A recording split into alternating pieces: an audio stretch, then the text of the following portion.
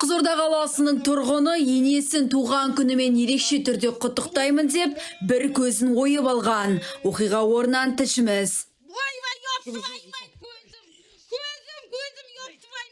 Өлмейді бұл. Кәшей бессмертный ғой. Мен үйленгелі бір оң көзімен қарамады ғой маған ше. Ал не болды ал? Сол көзі ойылып та қалды. Енді хочешь не хочешь оң көзімен қарап жүретін болады. Тауық құсап ше бүйтіп. Аларып маған бүйтіп.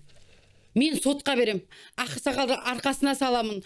Одан ашаққа саламын. Наказать етудің не түрі бар, бәріне берем. Не масқара мынау? Не болды?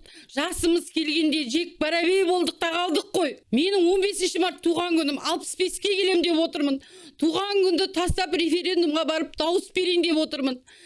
Бірақ астына жазам. Мынандай мұртты құрттыларға тағы бөлек заң қарастырып берсін. Я бұны жау алмайды, я құдай алмайды. Менің жалғыз қызым ғана алып отыр осыны күйдіргі. 15 күні дауыс берем, я бар қылам, я жоқ қылам бұл яптыгідіктігі. Дохлый, не мынау, а? Сабина Сайлаува, Жазира Жайлаува, ПТК арнасы.